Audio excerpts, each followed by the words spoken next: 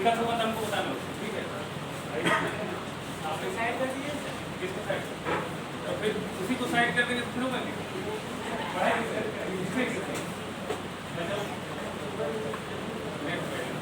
देखना ना ऐसे, ये सामने वाला भी बहुत बच्चा लोग आपको बार बार बोलेंगे, अगर आपको आप अपना देखो क्या है, आप अपना ध्यान रख के चलोगे, ऐसा नहीं आपको ध्यान रख के सुरक्षित करोगे और ऑफलाइन में कोई जवाब नहीं, ऐसा नहीं हमको भी दिक्कत होता है,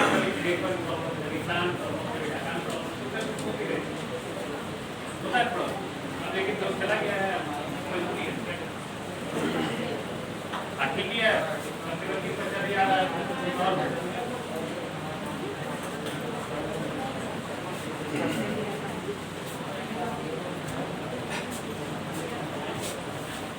देखो हम लोग तो चाहते हैं कि पढ़ाई, लेकिन मैट्रिसेस स्टार्ट करेंगे आज से, सिलेबस आपका स्टार्ट, ठीक है। अब मार्क्स सब लगा के रखेगा, ठीक है।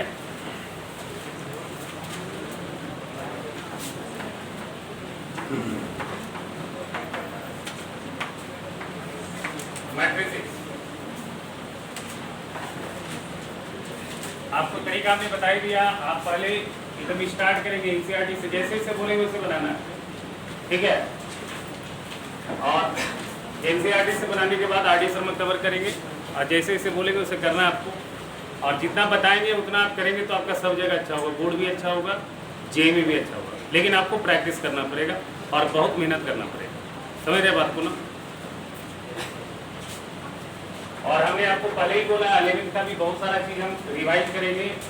हो सकता है बीच में अभी जो है ना हम एक सिस्टम लाए हैं, ठीक है।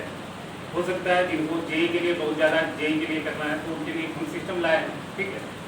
उसमें हो सकता है हम रात को 9-10 बजे की क्लास लगा सकते हैं, घर से लगा सकते हैं। इनको जुड़ने का मन होगा जुड़े, मतलब जैसे कोऑर्डिनेट ज्योमेट्री पढ़ा देंगे, ये सब टॉपिक भी हम पढ़ाएंगे। अभी थोड़ा सा हमको समय दीजिए, 10 दिन 22 दिन, जब सब सेटल्ड हो जाएगा तो फिर हम उसका एक सीरीज ही चला देंगे, ठीक है। बात समझ में आ रहा क्या? 11th वाली टॉपिक का अलग से हम आपको एक्स्ट्रा में घर से ही हम पढ़ा देंगे, ऑनलाइन पढ़ा देंगे, उसको ऑनलाइन कर लीजिए, ठीक है।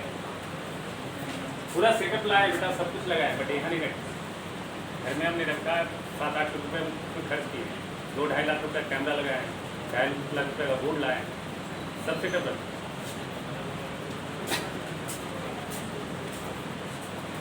और वो उसी के लिए रखे हैं, मतलब रात को पढ़ाएंगे 10 बजे से लेकर 12 बजे तक पढ़ाएंगे, समझ रहे?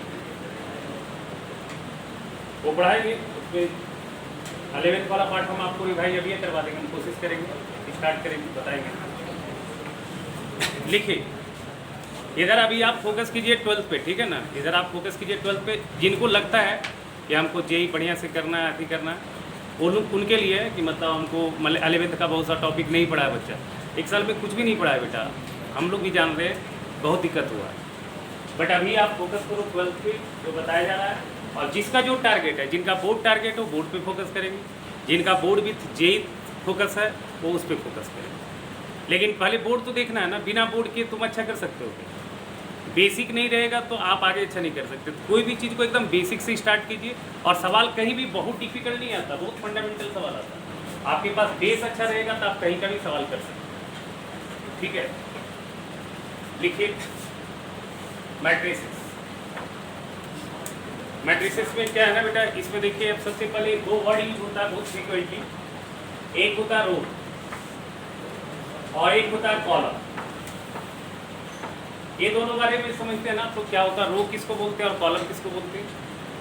इस तरह से हॉरिजॉन्टल लाइन अगर आप क्रिएट करते हैं बेटा, अगर इस तरह से हॉरिजॉन्टल लाइन आप क्रिएट करते हैं, किसको हम लोग क्या बोलते हैं, रो। आपने यहाँ पे 3 हॉरिजॉन्टल लाइन बनाया, पहला, दूसरा, तीसरा। तो ये फर्स्ट रो है, ये सेकेंड रो है, ये थर्ड रो, ठीक है। फर्स्ट रो को हम लोग डिनोट करते हैं ऐसे, अगर कहीं मार्केट में ऐसा लिखा हुआ R1, ठीक है, अलजेब्रा में कहीं भी R1 लिखा हुआ है, दैट मीन्स ये डिनोट कर रहा फर्स्ट रो, ठीक है। अगर कहीं लिखा हुआ है R2, तो इसका मतलब ये डिनोट कर रहा है सेकेंड रो। अगर कहीं लिखा हुआ है RI, दैट मीन्स ये डिनोट कर रहा है कौन सा रो को बताओ, ith रो को डिनोट कर रहा है। ये किसको डिनोट कर रहा है, ith रो। और इस तरह से अगर बात करते हैं ना, अब इस तरह से बात करते हैं, वर्टिकल बात करते हैं, तो इसको हम लोग बोलते हैं कॉलम। वर्टिकल जब बात होती है तो उसको हम लोग क्या बोलते हैं बेटा, हॉरिजॉन्टल जब बात होती है तो उसको रो बोलते हैं, और वर्टिकल जब बात होती है तो उसको हम लोग बोलते हैं कॉलम। अगर कोई बोले फर्स्ट कॉलम लोकेट करना है, तो फर्स्ट कॉलम कैसे लिखोगे बताओ, C1। सेकंड कॉलम कैसे लिखोगे बताओ, C2। अगर CJ कोई लिख रहा है तो CJ का मतलब कौन सा कॉलम है, jth कॉलम। ठीक है, तो ये नोटेशन लिख लो, थोड़ा सा लिख लो नोट में। RI डिनोट्स ith रो, RI डिनोट ith,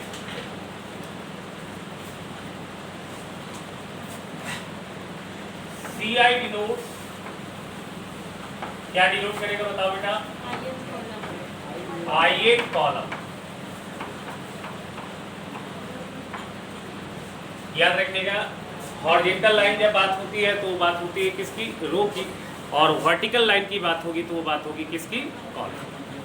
ठीक है, RI कहीं लिखा हुआ है, इसका मतलब है आप बात कर रहे हैं ith रो का। CI कहीं लिखा हुआ है तो आप बात कर रहे हैं ith कॉलम। क्लियर। अब मैट्रिसेस होता है क्या, बेसिकली मैट्रिसेस एक अरेंजमेंट, ठीक है, मैट्रिसेस जो है एक अरेंजमेंट है जो कनेक्टेड होता है दो ब्रासेस से। इस तरह से दो ब्रासेस डालते हैं हम लोग बेटा, ये सिंबल होता है मैट्रिसेस का, हम डिफिनेशन लिखा रहे हैं।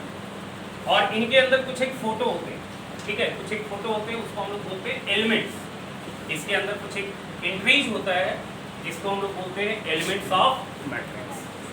और उसका जो नेचर होता है वो दो तरह का हो सकता है, या तो वो नेचर रियल हो सकता है या वो फिर कॉम्प्लेक्स नेचर का हो सकता है। दैट मीन्स इमेजिनरी हो सकता है, कॉम्प्लेक्स शक्ल का हो सकता है, बस में लो, या फिर क्या हो सकता है, रियल। तो लिख लो, मैट्रिक्स इज एन, मैट्रिक्स का डिफिनेशन लिखोगे, matrix is an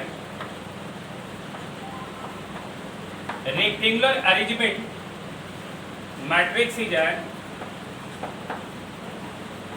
rectangular arrangement, rectangular arrangement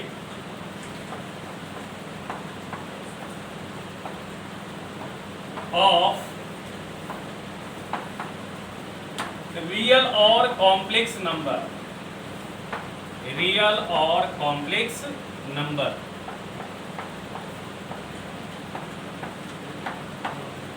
real और कॉम्प्लेक्स नंबर, ठीक है, विदिन ए ब्रासेस, विदिन ए ब्रासेस, ब्रासेस का स्पेलिंग इंग्लिश में नाम पता नहीं, कैसे लिखते हैं ब्रासेस,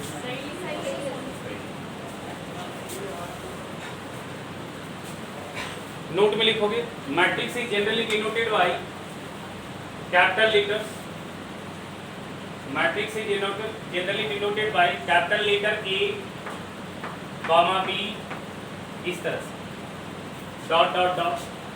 मैट्रिक्स को हम लोग जनरली किससे डिनोट करते हैं, कैपिटल A से, कैपिटल B से, कैपिटल C से, इस तरह से डिनोट करते हैं। अब सुनना ध्यान से, लेकिन एक मैट्रिक्स हम क्रिएट कर रहे हैं A बराबर, मैट्रिक्स बनाना तो आप इस तरह से एक सिंबल डाल देंगे, ठीक है, इनके अंदर कुछ एक एलिमेंट रखेंगे, जैसे यहाँ पे रखा 2, 4, 3, -1, 2, 7, 6, 0, 5, ऐसा लिखा, ठीक है। एक और लिख लेते हैं, 2 आयोटा, 3 और 5। अब बताओ इसमें कितने रो बन रहे, बताओ कितने रो बन रहे बताओ। देखो, ये पहला रो है, ये दूसरा रो है, ये तीसरा रो है, ये चौथा रो, ठीक है। अच्छा, ये पहला कॉलम है, ये दूसरा कॉलम है, ये तीसरा कॉलम है। तो इसमें नंबर ऑफ कॉलम्स कितना दिख रहा है तुमको, 3, और नंबर ऑफ रोज कितना दिख रहा है बताओ, 4। तो इसको हम लोग यहाँ पे नीचे करके लिखते हैं इस तरह से, 4 क्रॉस 3, 4 रो है और 3 कॉलम है, इसलिए इसको हमने लिखा 4 क्रॉस 3। ठीक है।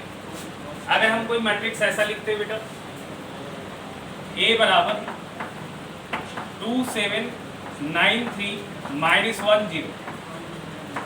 अब बताओ इसमें नंबर ऑफ रोज कितना दिख रहा है आपको? 3 दिख रहा है। पहली रो, दूसरी रो और तीसरी रो दिख रहा है क्या? नंबर ऑफ कॉलम बताओ कितना दिख रहा है बेटा? 2 दिख रहा है। पहला कॉलम, दूसरा कॉलम। इसमें 3 रो है तो इसलिए यहाँ लिखेंगे 3 और 2 कॉलम है इसलिए लिखेंगे 3 क्रॉस। ठीक है। अब इसका सिग्निफिकेंस क्या है इसको हम बता रहे हैं आपको। इसका सिग्निफिकेंस क्या है उसको हम लोग समझ रहे हैं। ठीक है। बेसिकली इसको 4 क्रॉस 3 जो है और ये जो 3 क्रॉस 2 है इसको बोलते हैं डायमेंशन ऑफ मैट्रिक्स या फिर बोलते हैं ऑर्डर ऑफ मैट्रिक्स। 2 नाम से हम बोलते हैं। ये जो 4 क्रॉस 3 मैं लिख रहा हूँ या फिर 3 क्रॉस 2 जो मैं लिख रहा हूँ इसको मैं क्या बोलूँगा? डायमेंशन ऑफ मैट्रिक्स और ऑर्डर ऑफ मैट्रिक्स। ठीक है। अब यहाँ पे जो भी एलिमेंट्स की बात हो रही है, जो भी इंट्रीज है, उनका नेचर हमने पहले ही बताया। क्या होता है उनका नेचर? या तो वो नेचर रियल शकल के होंगे या फिर कैसा शकल का होगा बताओ? कॉम्प्लेक्स शकल। समझ रहे हो बात? तो हर एक एलिमेंट, हर एक इंट्रीज का अपना एक पोजीशन होता है। हर एक इंट्रीज का अपना एक यूनिक पोजीशन होता है। जैसे यहाँ पे 2 का अपना एक पोजीशन है, 4 का अपना एक पोजीशन है, 3 का अपना एक पोजीशन, हर एक का अपना एक पोजीशन। अब उस पोजीशन को कैसे पढ़ते हो समझिए। तो जनरली मैट्रिक्स इस शक्ल में लिखा रहता है बेटा। इसको जनरलाइज करके लिखते हैं। लेट A बराबर, इस तरह से हमने लिखा AIJ। ये AIJ क्या है आपका? एलिमेंट्स के बारे में बता रहा। और यहाँ पे हमने लिखा M क्रॉस N। तो M क्रॉस N लिखने का मतलब क्या है? मैंने हॉरिजॉन्टल कितना लाइन क्रिएट किया है? M। और वर्टिकल कितना लाइन क्रिएट किया है? दैट मीन्स आपके पास नंबर ऑफ रोज क्रिएट हो रहा है कितना? M।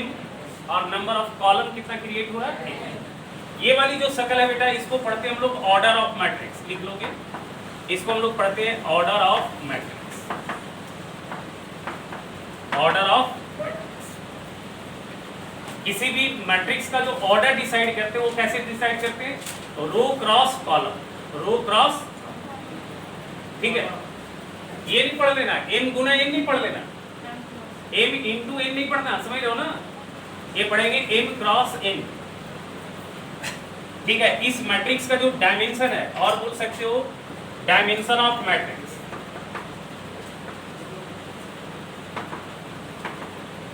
किसी मैट्रिक्स का जो डायमेंशन है वो कैसे डिसाइड होता है? रो क्रॉस कॉलम। या किसी मैट्रिक्स का ऑर्डर डिसाइड कैसे होता है बताओ? रो क्रॉस कॉलम। अच्छा, अब यहाँ पे जो ये पहला ये m है ये बताता है नंबर ऑफ रोज। ये डिनोट करता है नंबर ऑफ रोज। पहली जो ठीक है ना वैल्यू वो बताता है नंबर ऑफ रोज। और ये n जो है बेटा ये बताता है number of column. Number of यहाँ तक कोई दिक्कत? अब ये AIJ क्या बता रहा है? हर एक एलिमेंट का जो अपना पोजीशन है उसके बारे में बता रहा है। हर एक एलिमेंट का जो क्या पोजीशन है उसके बारे में बता रहा है। दैट मीन्स ये जो बता रहा है AIJ ये बता रहा है, देखो पहला वाला सफिक्स क्या होता है? रो होता है। और दूसरा वाली सफिक्स क्या होता है? कॉलम। तो I यहाँ पे रो को डिनोट करेगा और J किसको डिनोट करेगा? कॉलम। ठीक है, बात समझ लो। तो AIJ का मतलब हुआ the position of the element which lies in ith row and jth column. लिख लोगे AIJ क्या डिनोट कर रहा है? लिख लोगे here AIJ denotes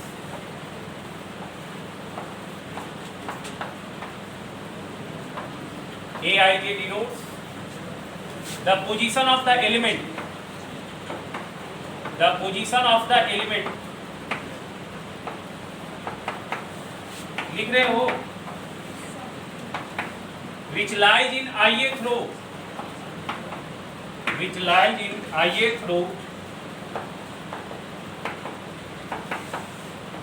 and jth column, and jth column,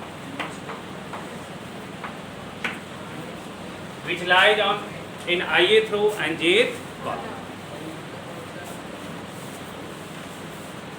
ठीक है, ध्यान से सुनना। अगर कहीं कोई लिखा है A32 तो इसका सिग्निफिकेंस क्या होगा बताओ?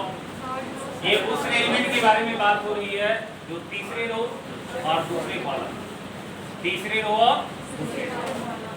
अगर कोई बोले A22 दैट मीन्स उस एलिमेंट का बात हो रहा है जो दूसरे रो दूसरे कॉलम, ठीक है।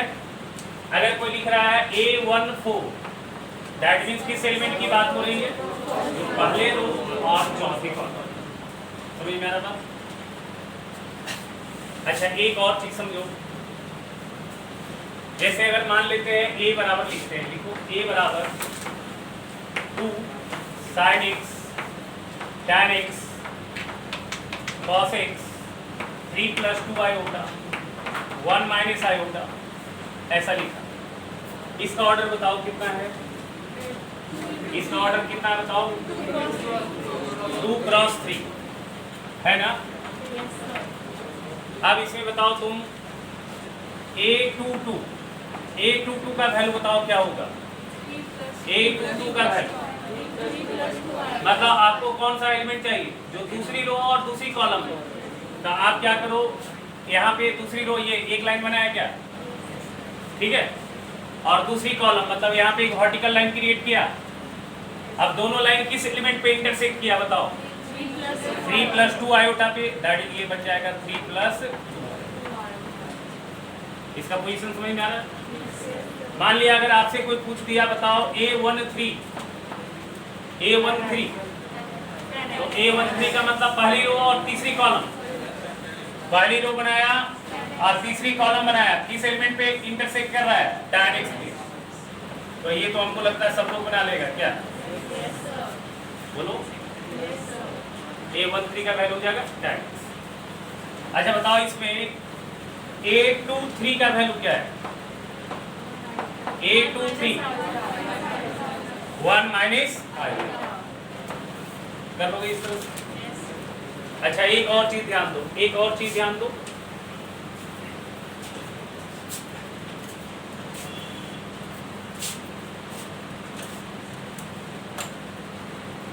एक चीज और पे ध्यान दो थोड़ा सा।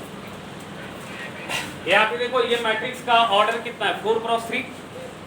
इसमें नंबर ऑफ एलिमेंट्स गिन लो कितना है बताओ, यहाँ 4 4 4 4 कितना 12 है, 4 इंटू 3 करने से कितना आएगा, 12 आएगा।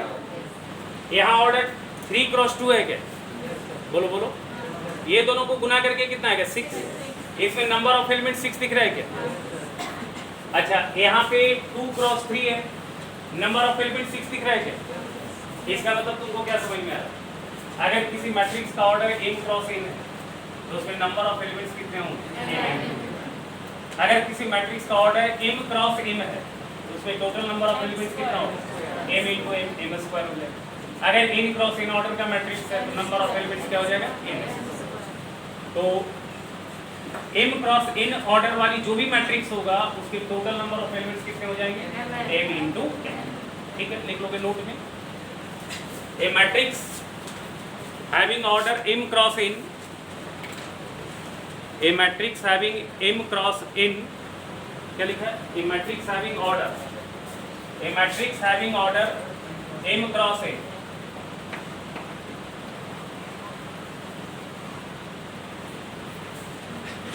ठीक है। a matrix कैसे लिखिएगा, थोड़ा किसी टाइप का नहीं है,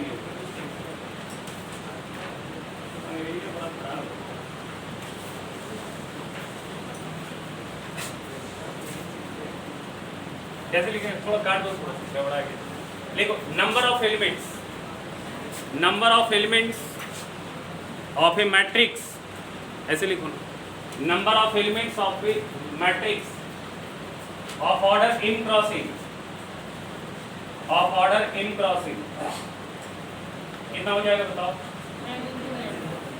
of order m cross n is equal to हो जाएगा m इंटू n। क्या आंसर हो जाएगा बताओ, m इंटू n। ठीक है, ऑर्डर समझ में आ गया, रो समझ में आ रहा है, कॉलम समझ में आ रहा है। हर एक एलिमेंट का नेचर क्या होता है, रियल होता है और क्या होता है कॉम्प्लेक्स।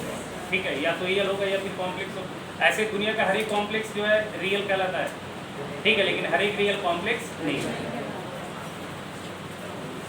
तो रियल वाली वैल्यू को आप कॉम्प्लेक्स बोल सकते हैं, ठीक है। तो ध्यान से देखिएगा यहाँ पे हम क्या बता रहे हैं। अच्छा, यहाँ पे एक चीज़ और ध्यान दीजिएगा, अगर हमने लिखा है लेट ए बराबर ए आई जी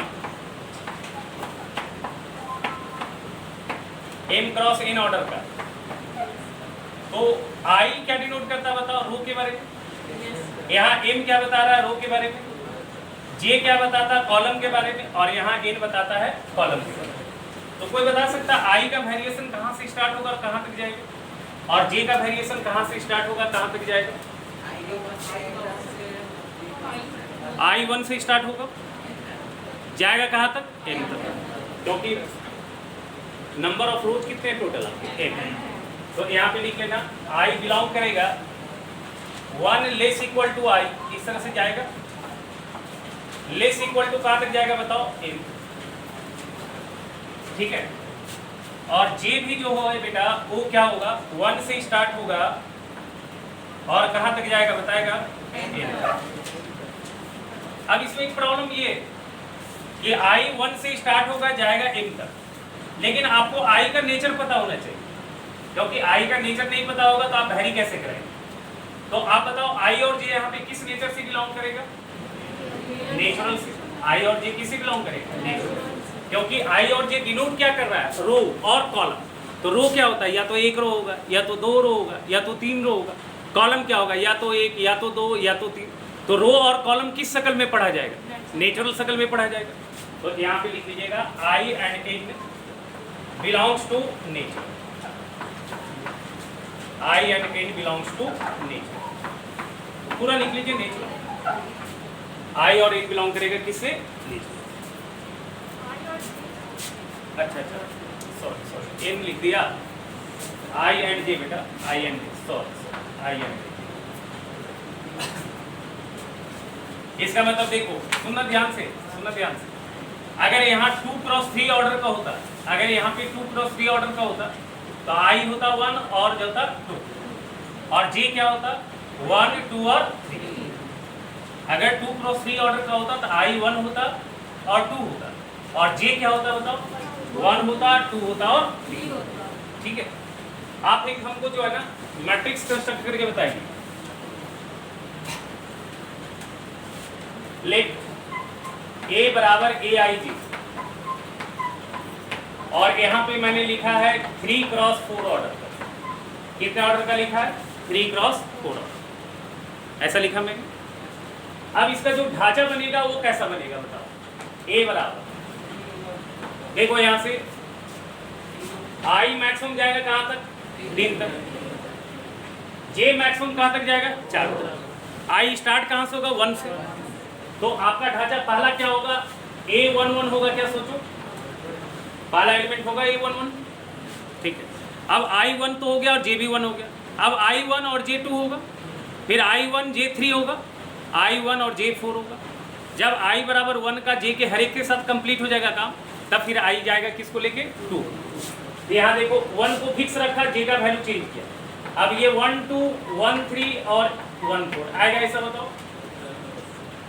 अब I बराबर 1 का काम फिनिश हो गया। अब I2 जाएगा 2 1 2 2 2 3 2 4 होगा, बताओ।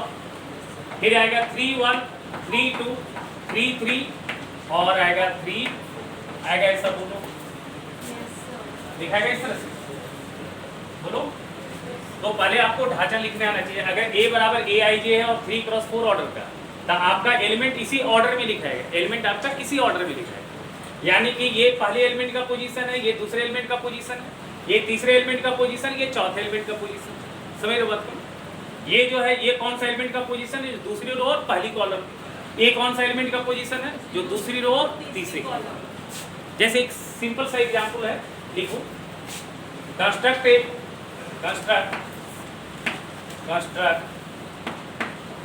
ए 2 cross 3 order matrix, 2 cross 3 order matrix A बराबर ए आई जी। इसका एलिमेंट क्या लिखा गया है, ए आई। और कितने ऑर्डर का बनाना बताओ, 2 क्रॉस 3। वेयर ए आई जे बराबर 2i माइनस जे, 2i माइनस ए आई जे बराबर है 2i माइनस, बना सकते हो क्या? सबसे पहले तुम देखो आपको मैट्रिक्स बनाना कितने ऑर्डर का बताओ? 2 क्रॉस 3 ऑर्डर का। तो पहले आप 2 क्रॉस 3 ऑर्डर का एक मैट्रिक्स का ढांचा बनाओ, पहले वो ढांचा बनाओ। ए बराबर 2 क्रॉस 3 ऑर्डर का जो ढांचा होगा वो क्या होगा? A11 A12 A13 होगा क्या? फिर आएगा A21 A22 और A23 आएगा, ऐसा बोलो बेटा, ठीक है? यहाँ तक अब आपको सारे के वैल्यू पता होने चाहिए। अब आप क्या करेंगे? A11 का वैल्यू निकालेंगे, A12 का वैल्यू निकालेंगे, A13 का वैल्यू निकालेंगे, A21 का निकालेंगे, A22 का निकालेंगे, A23 का निकालेंगे। ये कहां से निकालेंगे? With the given condition Aij बराबर 2i माइनस j। अब बताइए ये वाली शकल A11 कब बनेगा? जब I1 और J1 होगा। ये वाली शकल A12 कब बनेगा? जब I1 J2 होगा। ये वाली शकल A13 कब बनेगा? जब I1 J3। इसका मतलब अगर आप A11 निकालना चाहते हैं तो यहाँ पे I के जगह 1 और J के जगह 1 डालेंगे। अगर आप A12 निकालना चाहते हैं तो I1 J2 डालेंगे। अगर A13 निकालना चाहते हैं तो I1 J3 डालेंगे। अगर A21 निकालना चाहते हैं तो I2 J1 डालेंगे। A22 निकालना चाहते हैं तो I2 J2 डालेंगे। A23 निकालना चाहते हैं तो I2 और J3 डालेंगे। समझ में आ रहा बात? तो लिख पाओगे? बताओ, लिख लो, कितना आसान है। क्या आ जाएगा? I1 J1 2 माइनस 1 1 आ जाएगा बेटा। यहाँ पे I1 2 माइनस 2 0 आ जाएगा बेटा, आ जाएगा, ठीक है? 1 3 1 3, ठीक है, 1 3। तो I1 और J3 तो 2 माइनस 3 कितना आ जाएगा बेटा? माइनस। फिर I2 डालो तो 4 माइनस 1 3 आ जाएगा। फिर 2 दूनी 4 माइनस 2 2 आ जाएगा। और फिर 4 माइनस 3 1 आ जाएगा। तो क्या बताओ, कर लोगे? एक जल्दी सा बनाओ। लेट ए बराबर Aij 2 क्रॉस 2 ऑर्डर का लिख रहे हैं, ठीक है? एंड Aij बराबर है I प्लस 2j का होल स्क्वायर डिवाइडेड बाई, बनाओ जल्दी से, बन जाएगा।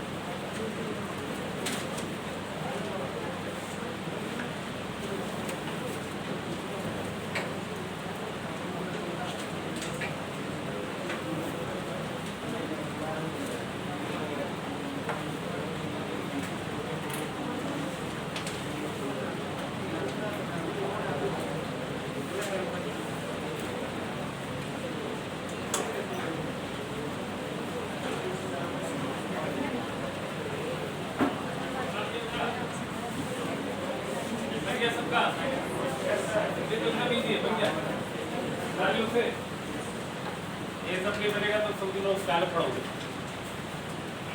देखो पहले ढांचा बनाओ, क्या होगा बताओ? A11 A21 होगा अभी तो मंडे टेस्ट होगा ना, तो मैट्रिसेस के सवाल आएगा ना, पहला सवाल यही आएगा, एक नंबर। समझ लो, ऐसे ही आता है, खुद पढ़ करना। अच्छा, अब ये लिखो, क्या आएगा बताओ। A11 कैसे क्रिएट करोगे बताओ। I1 J1 डालोगे, 1 + 2 3 का स्क्वायर 9/2 हो जाएगा क्या? बोलो। अच्छा, I1 J2 तो 4 + 1 5, 5 का स्क्वायर 25/2 आ जाएगा बेटा, सही है।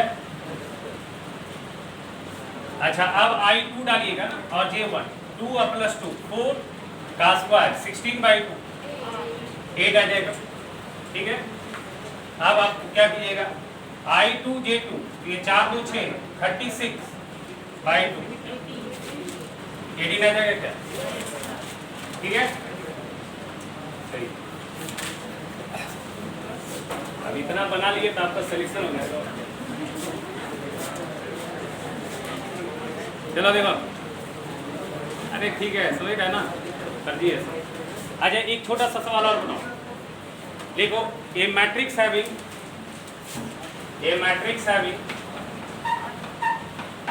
ये सब भी ऑब्जेक्टिव में पूछा जाता है, ठीक है। ए मैट्रिक्स हैविंग 32 एलिमेंट्स, एक मैट्रिक्स में टोटल 32 एलिमेंट है बेटा। A matrix having 32 elements, what it has possible order, what it has possible orders, या आप बोल सकते हैं right the possible orders of matrix. Question समझ में आ रहा है क्या? कह रहा है एक मैट्रिक्स में अगर टोटल 32 एलिमेंट है तो उसके पॉसिबल ऑर्डर्स क्या क्या होंगे वो बताना। Order of matrix, right the order of matrix, ठीक है। सोचो कैसे होगा, सोच के बताना।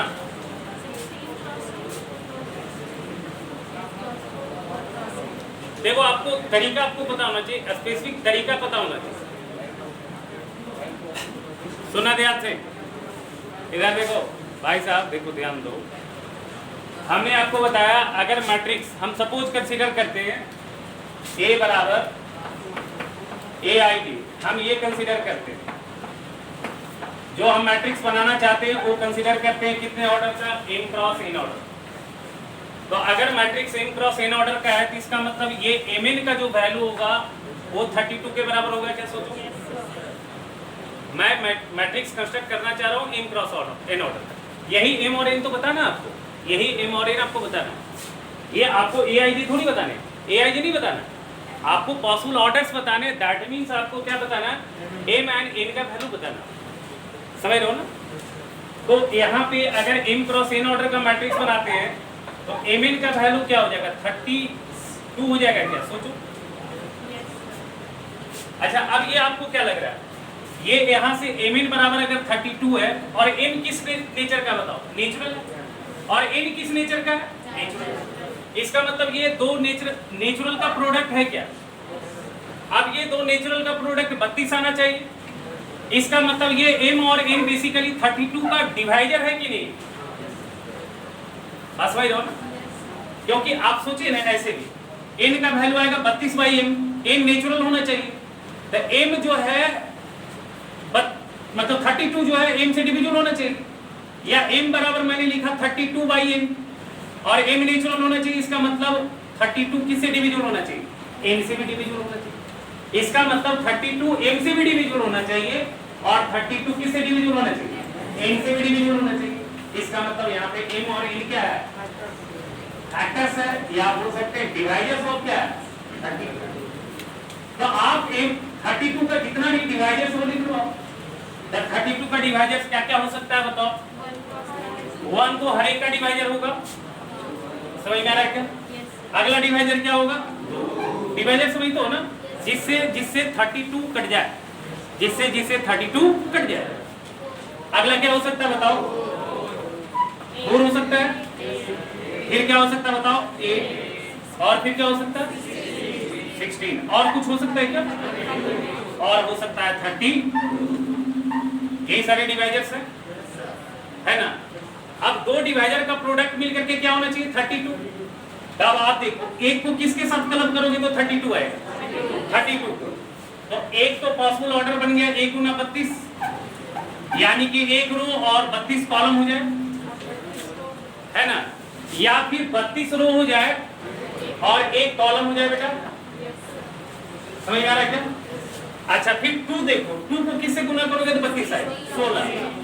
तो एक तो पॉसिबल ऑर्डर 2 क्रॉस 16 हो सकता है, 2 रो 16 कॉलम आ जाए, या फिर 16 क्रॉस 2 हो सकता है, बताओ हो सकता है क्या। अच्छा फिर बच गया 8 और 4, तो 4 इंटू 8 हो सकता है, या 8 क्रॉस 4, ये सारे पॉसिबल ऑर्डर हो सकते हैं, बताओ। यानी कि आप कुछ एक मैट्रिक्स ऐसे बना सकते हैं जो 1 क्रॉस 32 ऑर्डर का है, कुछ एक मैट्रिक्स ऐसे बना सकते हैं जो 32 क्रॉस 1 ऑर्डर का है, कुछ एक मैट्रिक्स ऐसे बना सकते हैं जो 2 क्रॉस 16 ऑर्डर का है, कुछ एक मैट्रिक्स ऐसा बना सकते हो जो 16 क्रॉस 2 ऑर्डर का है, कुछ एक मैट्रिक्स ऐसा होगा जो 4 क्रॉस 8 का है, और कुछ एक मैट्रिक्स ऐसा होगा जो 8 क्रॉस 4 ऑर्डर। ये पॉसिबल ऑर्डर हमने बोला, नंबर ऑफ मैट्रिक्सेस की बात नहीं करते, समझ लो। चलो अगर टोटल 24 एलिमेंट होता तो पॉसिबल ऑर्डर्स क्या क्या होता बताओ।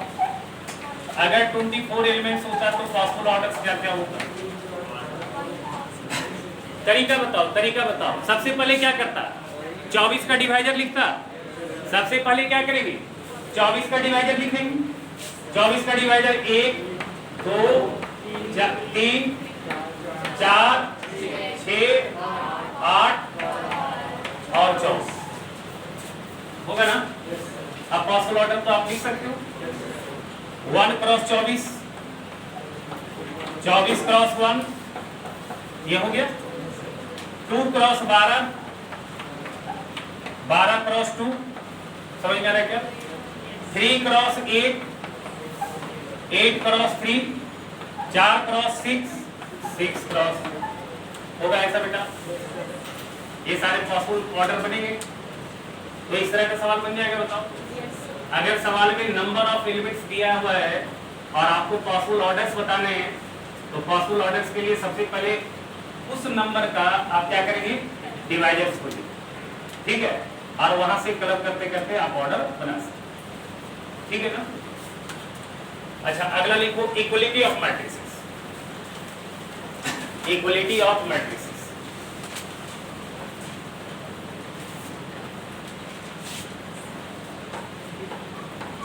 Equality of matrices.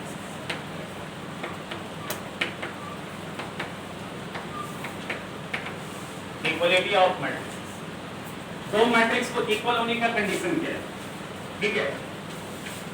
Late a बराबर, अगर हमने लिखा है ए आई में और इसका ऑर्डर रखा हमने n क्रॉस n, है ना, और b बराबर लिखा हमने बी आई जी, बी का एलिमेंट है आपका बी आई जी, और इसका भी ऑर्डर रखेंगे n क्रॉस n।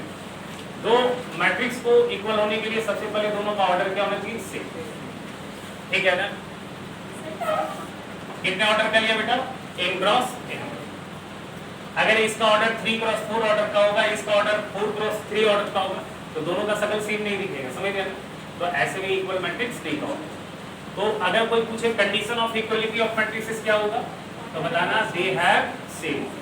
तो लिख लो नोट में पहले, for two matrix to be equal they have same order. For two matrix to be equal they have same order. क्या हो बेटा, एक सेकंड लिख लो, एक मिनट रुको, जुड़को नहीं किया यार, हाँ दिमाग है बेटा। एक सेकंड रुक जाओ, एक सेकंड रुक जाओ। हाँ बोलो बेटा, आप क्या बोल रहा था।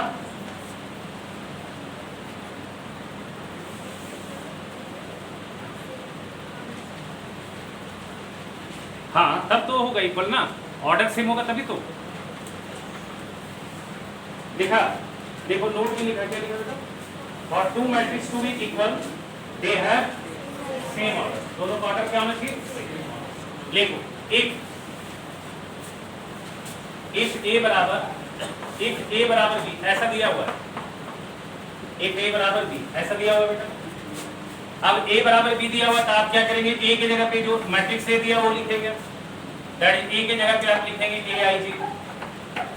ऑर्डर कितने का है बताओ, m क्रॉस n ऑर्डर का, ठीक है, इज इक्वल बी का मैट्रिक्स क्या है, B I J, m cross n order.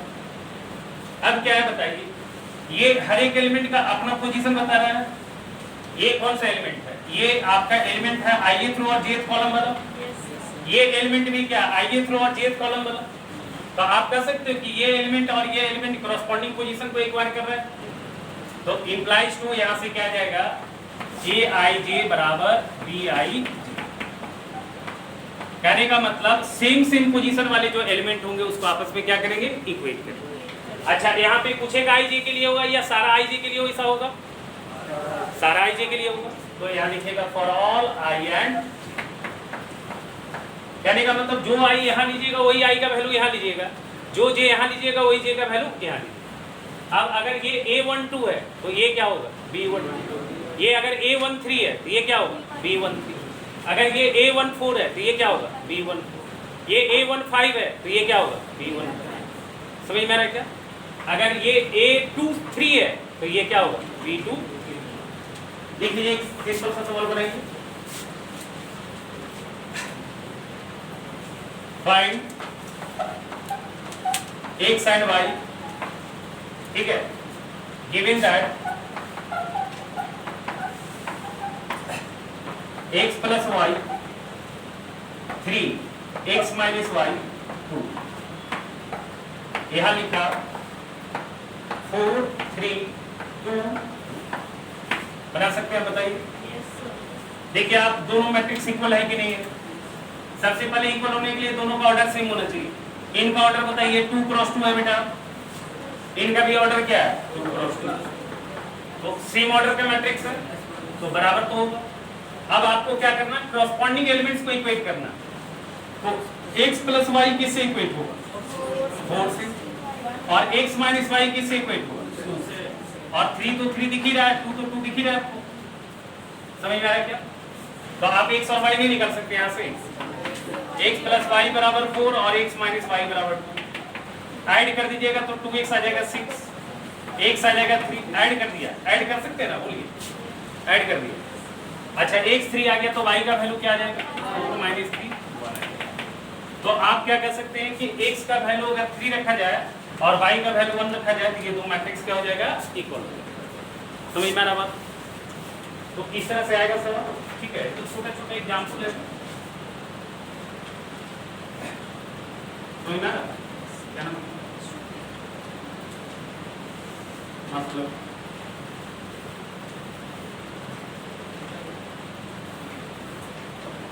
हमारा प्रश्न तो कम ही लगा है, लिखिए लिखिए बेटा, समझ में आ रहा है या नहीं आ रहा, आपको दिक्कत हो रहा है, सही है ना, लिखिए आगे, क्या बोल रहे हो, आप टाइप्स ही बताएंगे, ठीक है, टाइप्स में तो बहुत टाइम लगेगा, फिर टाइप्स बताएंगे, मतलब ये बहुत बेसिक बात होता है। एक और छोटा सा सवाल होगा, ठीक है, देखो, find the total number of matrices, ये भी सवाल इंपॉर्टेंट है, इस तरह का भी सवाल आता है, ठीक है, इस तरह का भी सवाल आता है, बहुत इंपॉर्टेंट सवाल। Find the total number of matrices, find the total number of matrices of order 3 cross 3, number of matrices बताने, सारे लिख के नहीं बताने, तो सारे लिख के नहीं बताने, सारे मैट्रिसेस लिखने नहीं, नंबर ऑफ मैट्रिसेस सारे लिख नहीं पाएंगे, समझ रहे हो ना, कितनी हो जाएगा, नहीं लिखा पाए। Find the total number of matrices, number of matrices of order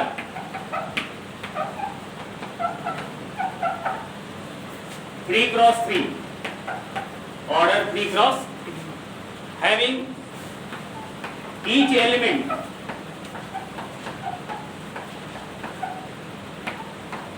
be 0 और 1। आपको 3 क्रॉस 3 ऑर्डर के आप कितने ऐसे मैट्रिक्स बना सकते हैं जिसके हर एक एलिमेंट क्या हो, 0 और बात समझ में आ रहा है? क्वेश्चन समझ में आ रहा है आपको?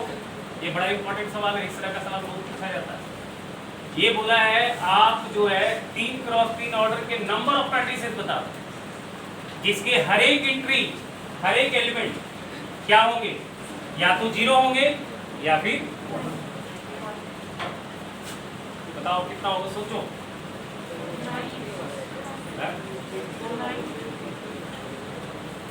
जैसे हम एक मैट्रिक्स लिख देते हैं ऐसे, समझो 1 0 0 0 1 0 0 0 0, ये एक मैट्रिक्स लिखा है क्या? अब ऐसा ऐसा कितना मैट्रिक्स बना सकते?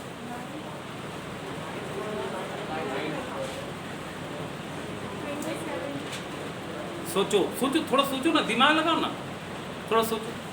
काउंटिंग प्रिंसिपल पढ़े हो? परमुटेशन कॉम्बिनेशन, हिंट दे रहे तुमको। काउंटिंग प्रिंसिपल पढ़े हो? काउंटिंग प्रिंसिपल दो तरह का होता है, एक एडिशन प्रिंसिपल होता था और एक मल्टीप्लिकेशन प्रिंसिपल होता था। पढ़े परमुटेशन कॉम्बिनेशन थोड़ा सा? देखो काउंटिंग प्रिंसिपल क्या कहता है, एक मल्टीप्लिकेशन रूल होता है, एक एडिशन रूल। मल्टीप्लिकेशन रूल क्या कहता है, सुनना। अरे आपको एक इवेंट करना है, एक इवेंट कंप्लीट करना है, मान लिया आपको एक इवेंट कंप्लीट करना, और उस इवेंट को कंप्लीट करने के लिए आपके लिए पास 2 वर्क, बिना 2 वर्क किए आप इवेंट कंप्लीट नहीं कर सकते। बस वही रूल।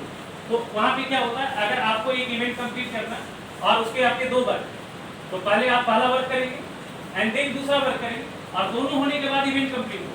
तो इवेंट कंप्लीट होने का जो वेजेज होता है ना, वो होता है number of page for first work into number of page for second. आप समझो, यहाँ पे आपको 3x3 ऑर्डर के मैट्रिक्स बनाने हैं। तो 3x3 ऑर्डर के मैट्रिक्स बनाने हैं, तो आपके पास कितने जगह है? 9 जगह। आप समझो, ये 9 जगह भरेगा तभी तो मैट्रिक्स क्रिएट होगा। आपका इवेंट क्या है? आपका इवेंट है, क्या इवेंट है आपका? मैट्रिक्स का वर्क बनाना, ठीक है। बट उस मैट्रिक्स को बनाने के लिए आपके पास जॉब क्या है? 9 जॉब। कौन कौन सा? पहला जगह भरना, दूसरा, तीसरा, चौथा, इस तरह से 9 जगह भरना। 9 जगह जब भर जाएगा तब आपका इवेंट कंप्लीट होगा। बताओ, मैट्रिसेस तो तब कब कंप्लीट होगा ना, मैट्रिसेस तो तब ना बनेगा आपका जब आप 9 जगह को क्या करेंगे, भर देंगे। समझ रहे हैं? तो यहाँ पे क्या है, आपको 9 जगह भरना है। जैसे ही ये 9 जगह भरेंगे आपका मैट्रिक्स बन जाएगा। तो आपसे सवाल क्या पूछा है, नंबर ऑफ मैट्रिसेस। तो आपको करना क्या है, ये 9 जगह को कितने तरीके से भर सकते हैं? जितने तरीके से ये 9 जगह भरा जा सकता है with the help of 0 and 1, उतने नंबर ऑफ मैट्रिसेस बनेगा या नहीं बनेगा, सोचो। समझ में आ रहा है? तो लिखो यहाँ पे number of matrices is equal to क्या होगा? देखो number of matrices is equal to क्या होगा? Number of matrices is equal to हो जाएगा, ये परमुटेशन टाइप का सवाल है, ये एनसीईआरटी में भी सवाल है आपका, लास्ट सवाल है आपका, एक्सरसाइज पहला exercise. Number of matrices is equal to क्या होगा? Number of ways to fill, number of ways to fill कितने प्लेसेस बताओ। 3x3 ऑर्डर का मैट्रिक्स है तो कितने एलिमेंट होंगे? 9 एलिमेंट, यानी कि 9 जगह भरना है आपको। Number of ways to fill 9 places from कितने ऑब्जेक्ट? 2 ऑब्जेक्ट। कितने ऑब्जेक्ट है अपने पास? 2 ऑब्जेक्ट, डिस्टिंक्ट ऑब्जेक्ट है। 0 और 1 क्या है? डिस्टिंक्ट है। तो लिखो from 2 distinct object, from 2 distinct object. समझ में आ रहा है क्या? अब तुम सोचो, अब आपका वर्क आप क्या एक ही साथ सबको भर देंगे कि एक एक करके भरेंगे? तो यहाँ पे टोटल नंबर ऑफ पेज क्या होगा? पहला जगह का भरने का तरीका इनटू दूसरा का तरीका इनटू तीसरा का इनटू चौथा, इस तरह से कितने का? 9 का। तो अब बताओ पहले जगह पे क्या आएगा? इस जगह पे या तो 0 आएगा या तो 1, यानी कि यहाँ पे या तो 0 भरेगा या तो 1 भरेगा। भरेगा कोई एक, लेकिन कितने तरीके से भरा जाएगा? 2 तरीके से। बस वही लो। तो फर्स्ट प्लेस को भरने का तरीका कितना है? तो same going to second place के लिए भी 2 ऑप्शन, थर्ड के लिए भी 2 ऑप्शन, इसी तरह से हर एक के तो 2 ही ऑप्शन है। यानी कि ये हो जाएगा 2 × 2 × 2 कितने बार? बोलो बोलो, 9 टाइम्स। अब मल्टीप्लाई क्यों हो रहा है? समझ में आ रहा है क्या? मल्टीप्लाई क्यों हो रहा है? कोई एक जगह भरने से मैट्रिसेस कवर होगा या सारे जगह भरने से बनेगा? सारे जगह भरने से बनेगा, इसलिए हर एक पेजेज क्या हो रहा है? मल्टीप्लाई। पढ़ो ना, परमुटेशन कॉम्बिनेशन का पहला रूल है। तो 2 2 2 कितने बार बताओ? 9 टाइम्स। तो आपका आंसर क्या हो जाएगा? 2 के पावर 9 कितना हो जाएगा बताओ? 500। ये आपका आंसर हो जाएगा। अब तुमको बताओ इस तरह का सवाल अगर नहीं बनेगा क्या? बोलो। अगर ये मैट्रिक्स का ऑर्डर 2 क्रॉस 2 का होता तब आपका आंसर कितना हो जाता? अब 4 जगह, तो 4 जगह, हर एक जगह का 2 ऑप्शन, तो 2 2 2 कितने बार? 4 बार, 2 के पावर 4। अगर यहाँ पे मैट्रिक्स होता 4 क्रॉस 3 ऑर्डर का तो टोटल एलिमेंट 12, तो जगह 12 अपने पास, हर एक के कितने ऑप्शन? 2, हर एक के कितने ऑप्शन? 2, तो 2 2 2 कितने बार? 12 बार। समझ में आ रहा है? अगर यहाँ मैट्रिक्स बनाना होता 4 क्रॉस 3 ऑर्डर का और एलिमेंट होता 0 और 1 और 2, तो अब हर एक के कितने ऑप्शन? 3 ऑप्शन, 3 3 3 कितने बार? 12 बार। तो आपका आंसर क्या हो जाता? 3 से 12। समझ में आ रहा है? ठीक है।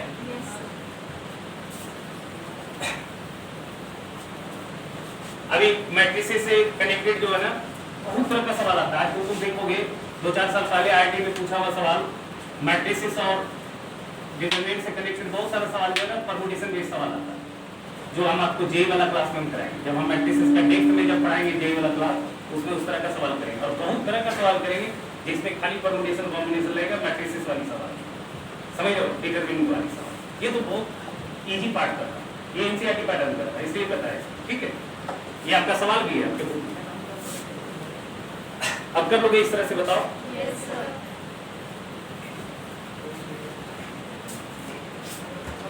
लिखो आगे।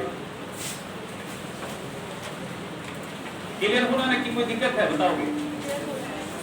अब लिखो some basic types of matrices.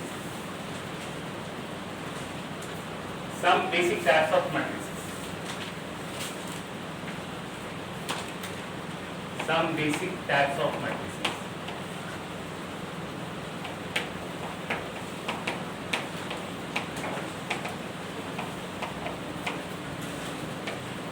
Some basic types of हमने पहले भी बोला है, यहाँ ये 3 क्लास में एकदम प्योर हम बात करेंगे सिर्फ बोर्ड से रिलेटेड, बेसिक से रिलेटेड, फाउंडेशन से रिलेटेड। और संडे वाली जो क्लास में हम बोर्ड से बात ही नहीं करेंगे, सिर्फ बात करेंगे बहुत डेप्थ में बात करेंगे, सिर्फ कॉम्पिटिटिव बात करेंगे। समझ लो, तो पहले भी हमने बताया।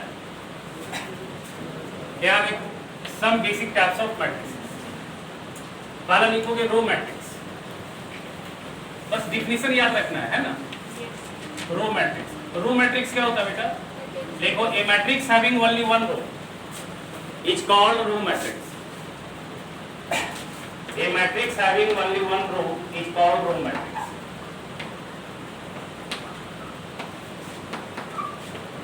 कितने रो होने चाहिए बेटा? 1 रो होना चाहिए। उस मैट्रिक्स को हम लोग क्या बोलेंगे? Row matrix. एग्जाम्पल के लिए लिखो A बराबर 2 3 4 5। ये लग रहा है आपको रो मैट्रिक्स? रो मैट्रिक्स का कंडीशन क्या हुआ? 1 रो होना चाहिए। कॉलम कुछ भी हो सकता है, कॉलम के बारे में कुछ भी नहीं कह सकते, कॉलम आप जितनी मर्जी उतना रख सकते हैं, बट रो कितना होगा? 1। तो बताओ ये कितने ऑर्डर का मैट्रिक्स है? बताओ। 1 क्रॉस 2। जनरलाइज अगर बात किया जाए तो A बराबर हम कैसे लिख सकते हैं? AIJ और रो तो एक ही रखेंगे, आप कॉलम क्या रखेंगे? 1 क्रॉस 3 ऑर्डर का बनाना। रो मैट्रिक्स मतलब आपको 1 रो होना है, 1 रो है तो रो मैट्रिक्स है, समझ रहे? दूसरा लिखिएगा कॉलम मैट्रिक्स।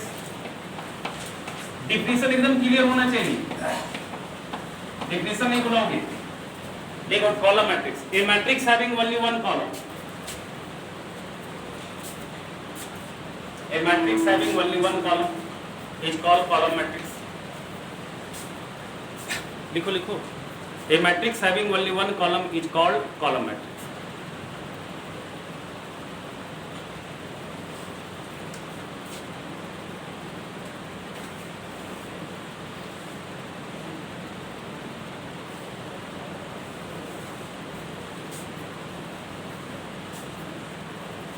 ठीक है बेटा, a matrix having only one column is called column. Example लिखो A बराबर साइड एक्स 2 -1, ये एक कॉलम है, इसमें बताओ इस मैट्रिक्स का ऑर्डर बताओ कितना है?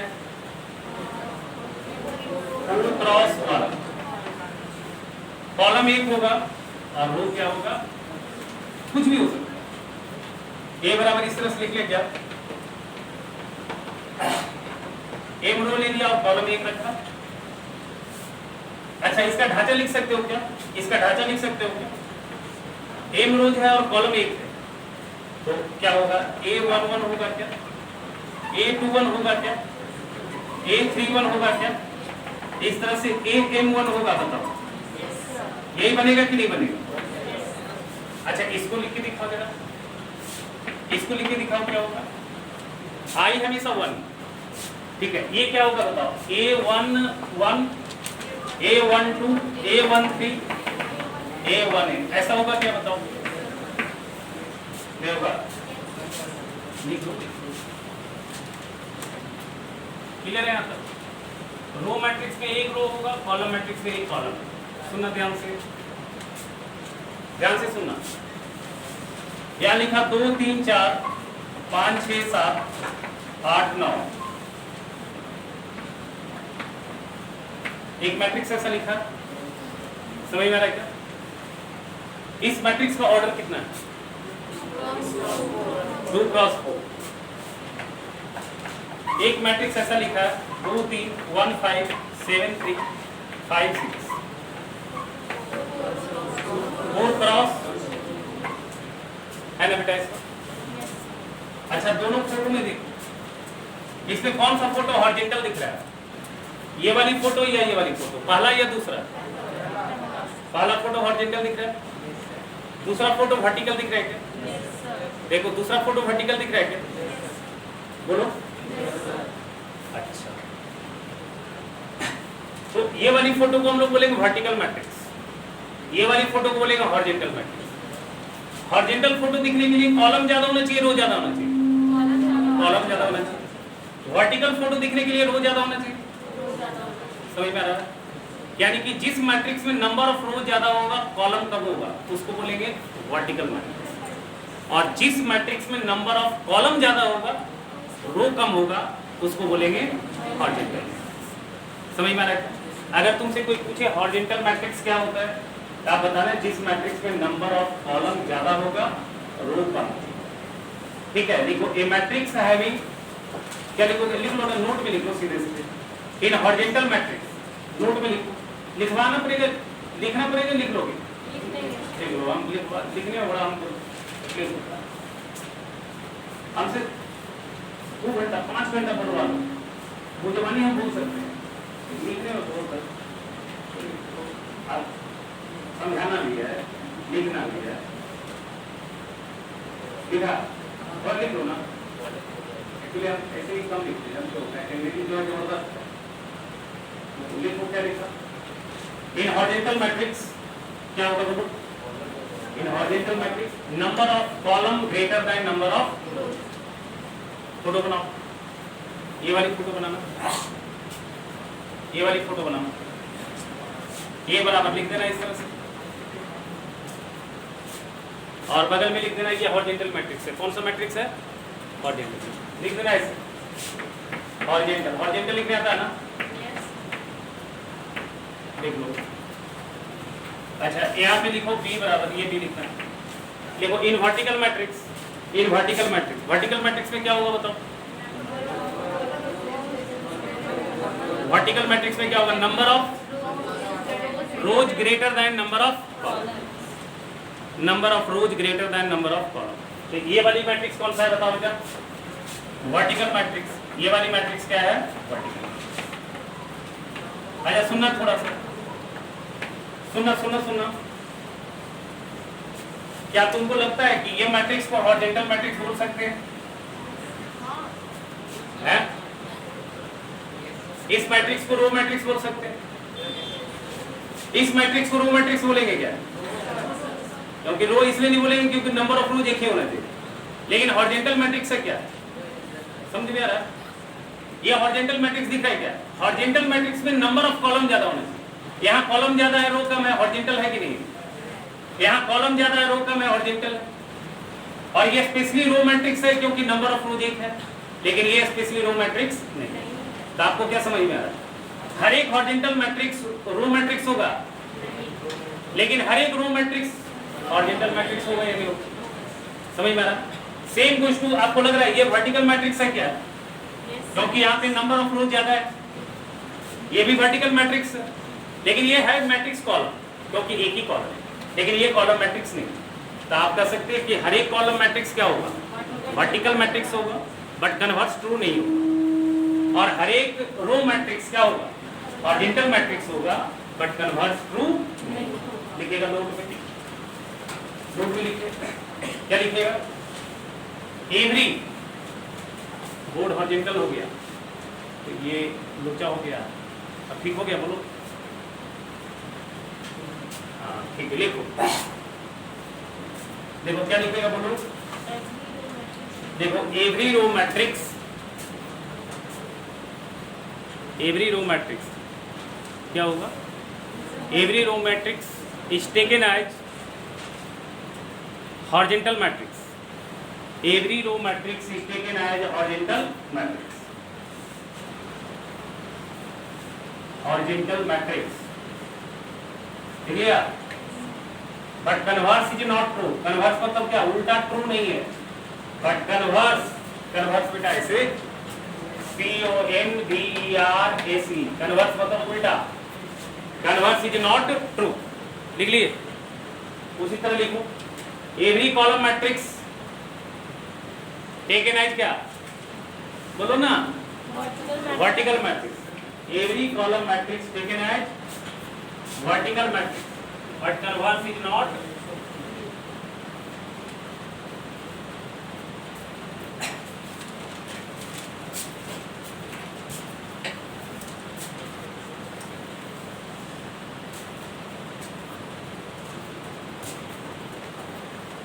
लिखिएगा।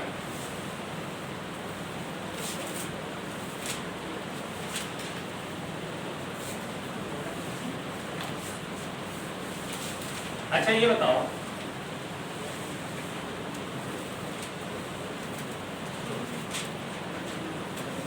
देखो स्क्वायर मैट्रिक्स,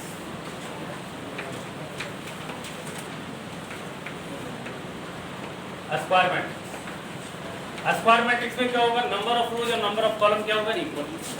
तो लिखो a matrix having equal number of rows and columns. A matrix having equal number of rows and column.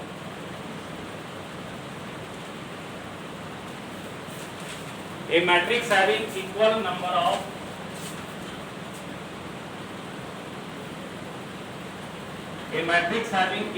of rows and क्या बेटा? is called a square matrix। सुनना, A बराबर ये 1 क्रॉस 1 ऑर्डर का square matrix है, तो है ना? इसमें एक एलिमेंट दिख रहा है।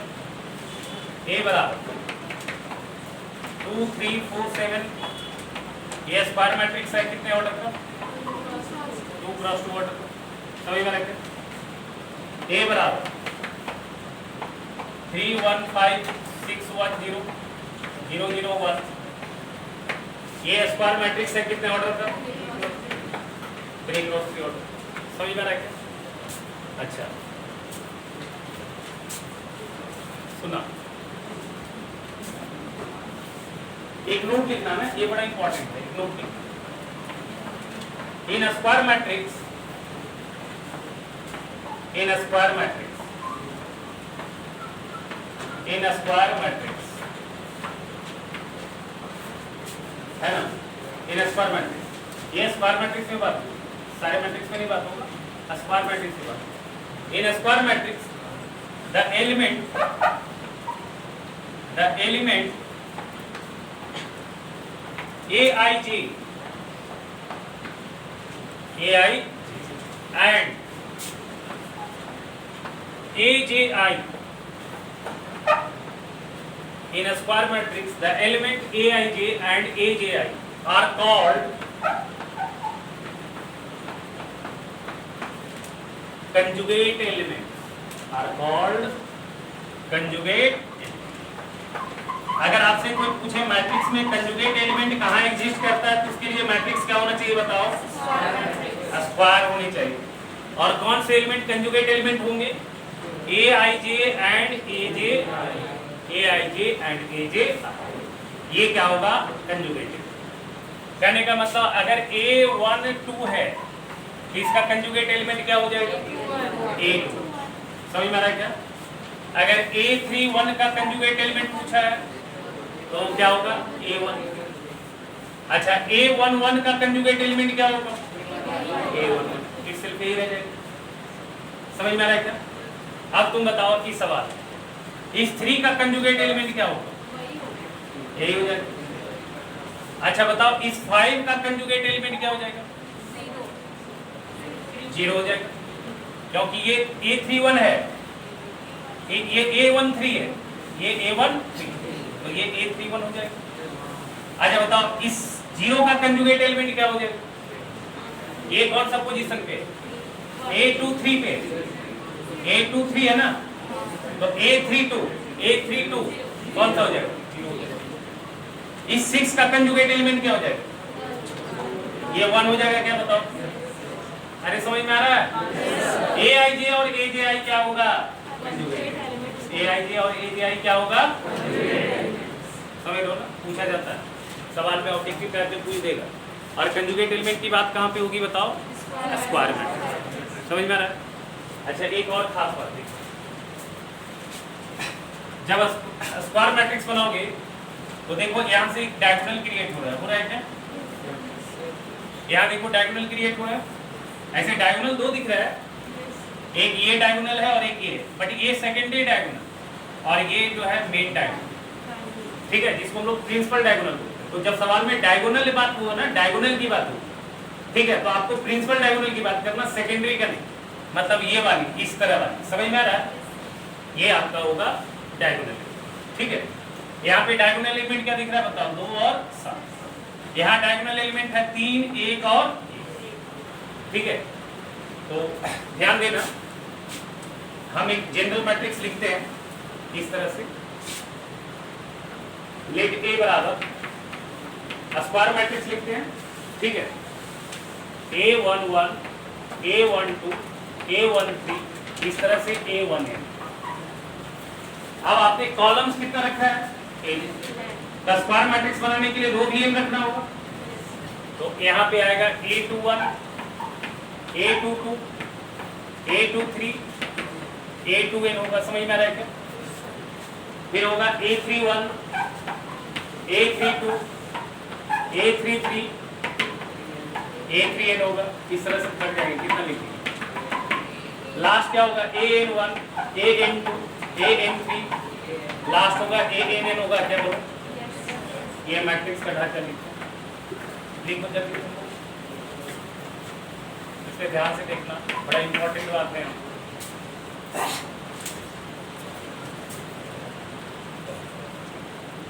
इसका जनरल फॉर्म क्या होगा? ये तो हमने एक्सपेंड करके लिखा। जनरल फॉर्म क्या होगा? ए आई जे होगा क्या? n क्रॉस n ऑर्डर का ऐसे लिखेंगे क्या? इसी को एक्सपेंड करेंगे पेंटागन का। समझ में आ रहा है क्या? बोलो। अच्छा, इसमें देखो, यहाँ पे ध्यान से देखना, ये वाली जो ना, इसको घेर लेना,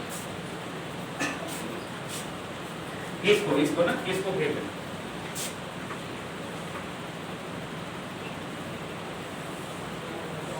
हो जाएगा। हाँ, इसको घेर लेना। इसको बोलेंगे ना प्रिंसिपल डायगोनल। क्या बोलेंगे बताओ? Principal diagonal.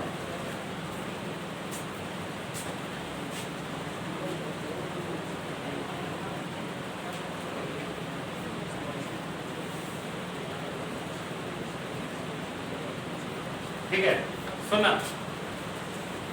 प्रिंसिपल डायगोनल का एलिमेंट बताओ क्या क्या है? A11, A22, A33, एक तरह से ANN है ना, तो लिखना नोट में।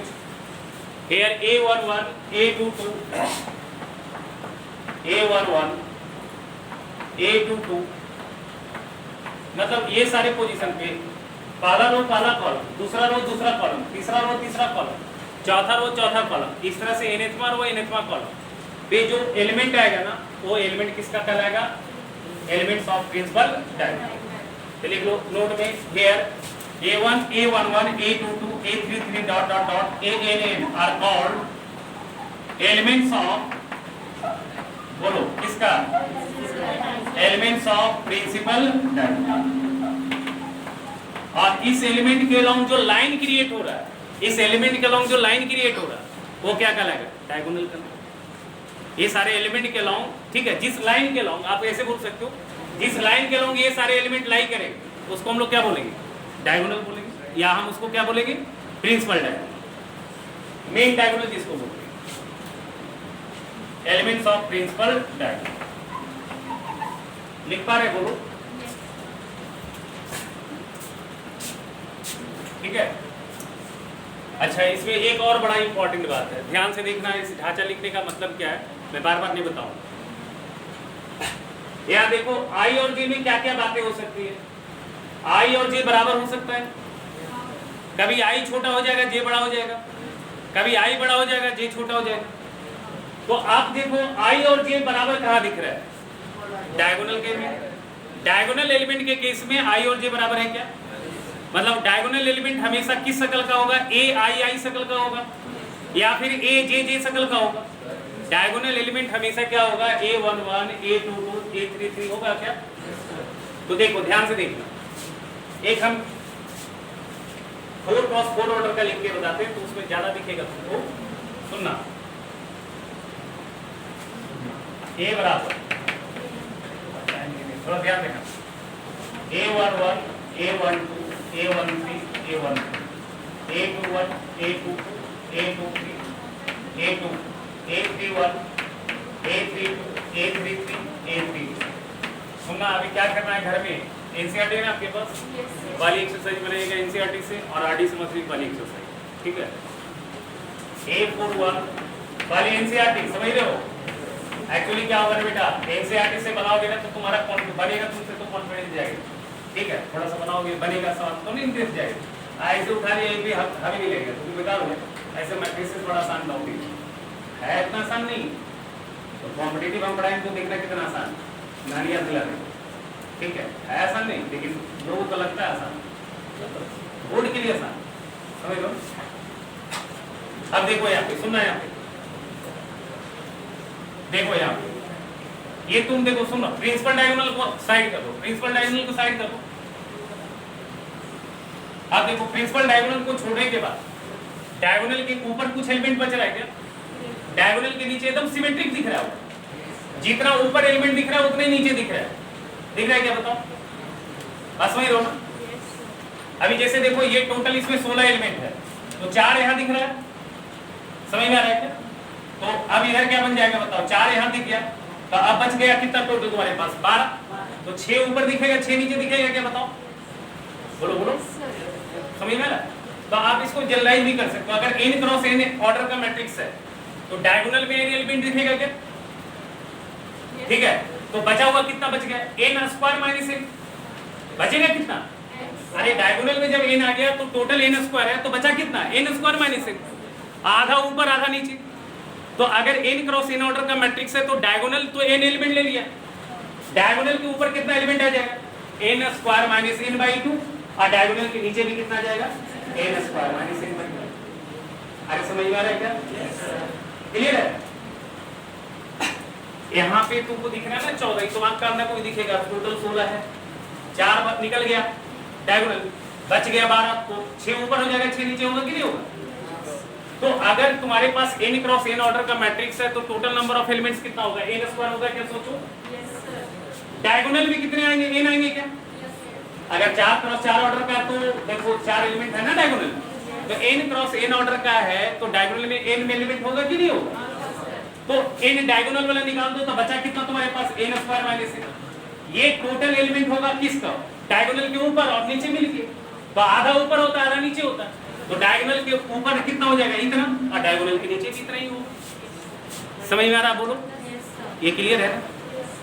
अब ध्यान से सुनना, ध्यान से सुनना। अब यहाँ पे देखो जब डायगोनल के ऊपर, देखो डायगोनल के ऊपर जितना भी एलिमेंट बन रहा है उससे एक ट्रायंगल क्रिएट हो रहा है, देखो है ना। डायगोनल के नीचे जितना एलिमेंट है उससे भी एक ट्रायंगल क्रिएट हो रहा है, देखो बन रहा है क्या। तो देखो एक ऊपर वाली ट्रायंगल और एक नीचे वाली ट्रायंगल। ऊपर वाली ट्रायंगल में जो जो एलिमेंट दिख रहा है उसमें i का वैल्यू कम दिख रहा है और j का वैल्यू ज्यादा दिख रहा है, देखो जरा। i कम है, j ज्यादा है। यहाँ देखो i1 है, j2 है, i1 है, j3 है, i1 है, j4 है, i2 है, j3 है, i2 है, j4 है कि नहीं बताओ। और नीचे जो ट्रायंगल क्रिएट हो रहा है उसमें i ज्यादा और j कम। तो स्क्वायर मैट्रिक्स में अगर कोई मैट्रिक्स aij लेके बना है, सुनना, अगर कोई स्क्वायर मैट्रिक्स aij लेके बना तो i बराबर j की बात कहां पे होगा? i बराबर j का बात होगा, i ग्रेटर j का बात कहां होगा? डायगोनल के नीचे। i लेस देन j का बात कहां होगा? डायगोनल के। समझ में आ रहा है? चलिए बोल लो। इन a square matrix, in a square matrix, in a square matrix a बराबर aij, n cross n order का है, स्क्वायर मैट्रिक्स, ठीक है। तो i बराबर j वाली बात कहां पे होगा बताओ? i बराबर j कहां होगा? For diagonal element. समझ में आ रहा है क्या? बोलो। i ग्रेटर j की बात कहां होगा बताओ? i ग्रेटर j की बात कहां होगा? डायगोनल के नीचे या डायगोनल के ऊपर? देख लो, i3j1, i3j2, i4j1 है ना। i ज्यादा और j कम कहां होगा? डायगोनल के नीचे, बिलो। तो क्या होगा? बिलो क्या होगा? बिलो प्रिंसिपल डायगोनल है ना, बिलो प्रिंसिपल डायगोनल। समझ में आ रहा है क्या? अच्छा, i great less than j कब होगा बताओ? Above principal diagonal. अब ये भी याद रखना, तुम ये भी याद रखना, ये भी याद रखना, अगर एक स्क्वायर मैट्रिक्स है n क्रॉस n ऑर्डर का, ठीक है, तो टोटल नंबर ऑफ एलिमेंट्स कितना हो गया बताओ? n गुना n स्क्वायर हो गया क्या? डायगोनल में कितने एलिमेंट आ जाएंगे? n। याद रखना, डायगोनल में कितने एलिमेंट आ जाएंगे? डायगोनल के नीचे कितना एलिमेंट आ जाएगा? n square minus n by. Diagonal के ऊपर कितना एलिमेंट आ जाएगा? n square minus n by. समझ में आ रहा है? याद रहेगा ना? इस पे हम सवाल करेंगे आगे, बड़ा इंपॉर्टेंट सवाल करेंगे। इसमें एक और स्टेप है, एक बहुत इंपॉर्टेंट टर्म है, एक वर्ड होता है ट्रेस ऑफ मैट्रिक्स। एक वर्ड होता है क्या? Trace of matrix. देखो ट्रेस ऑफ मैट्रिक्स क्या होता है? क्या?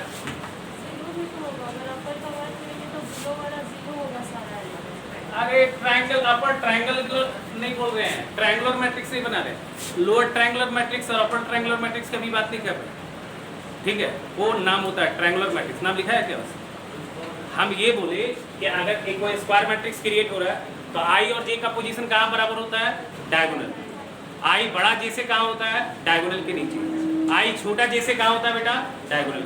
ये बताया, ये अपर ट्रायंगुलर और लोअर ट्रायंगुलर भी नहीं बताया, ठीक है।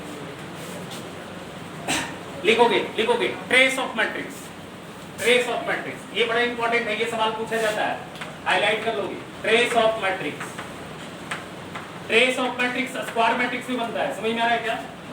ट्रेस ऑफ मैट्रिक्स किस में पूछा जाता है? Square matrix. देखो ट्रेस ऑफ मैट्रिक्स क्या होता है, देखो the sum of diagonal elements in a square matrix, the sum of diagonal matrix, क्या लिखा? The sum of diagonal element in a square matrix, in a square matrix लिखा, is called trace of matrix, ठीक है। Trace of matrix, अगर आपको किसी matrix का trace पूछा है तो आप कैसे निकालेंगे? उसके डायगोनल एलिमेंट को आप क्या कर देंगे? ऐड कर देंगे। जैसे ले a बराबर aij, सुनना aij n cross n order का है, तो ट्रेस ए क्या होगा? ट्रेस को शॉर्ट फॉर्म में ऐसे लिखते हैं TRE, इसको पढ़ते हैं trace of E। Trace of क्या? E। सुन रहे हो ना? क्या हो जाएगा बताओ? Trace of E, diagonal element का सम। डायगोनल में कौन कौन सा फोटो दिखेगा? A11, A22, A33, A44, इस तरह से कहाँ तक ANN। तो आ जाएगा A11 plus A22 plus A33 dot dot dot बोलो ANN हो जाएगा क्या बोलो? अरे बोलो। तो जल्दी से एक सवाल बना के दिखाओ, इसका ट्रेस बताओ। A बराबर 3200570 माइनस 1, ट्रेस बताओ क्या होगा? ट्रेस हो जाएगा 3 प्लस 5 माइनस 1, कितना आ जाएगा? 3 प्लस 5 माइनस 1 7 आ जाएगा बोलो। तो ट्रेस समझ में आ रहा है क्या होता है? ट्रेस होता है किसी भी स्क्वायर मैट्रिक्स में सम ऑफ डायगोनल। समझ में आ रहा है? अभी तुम बताओ जल्दी से हमको, स्क्वायर मैट्रिक्स में नंबर ऑफ एलिमेंट्स टोटल कितना होगा? n क्रॉस n ऑर्डर में n स्क्वायर। डायगोनल के ऊपर कितना एलिमेंट होगा बताओ? n स्क्वायर माइनस 3 बाई, नीचे कितना एलिमेंट होगा? n square minus 3 by. समझ में आ रहा है? ठीक है, डायगोनल में कितना एलिमेंट होगा? रो मैट्रिक्स का कंडीशन क्या था बताओ? एक। कॉलम मैट्रिक्स का कंडीशन क्या था? एक कॉलम। अगर कोई स्क्वायर मैट्रिक्स है ये है कि I बराबर जे इक्वेशन कहाँ देता है? Diagonal. I less than J equation कहाँ देता है? Diagonal. I greater J equation कहाँ देता है? डायगोनल। याद कर लेना, ठीक है? समझ में आ रहा? आएगा नहीं, ठीक है? समझ लो बेटा, दिक्कत होगा तो बताना हमको, अगर किसी को दिक्कत होगा तो पूछ लेना।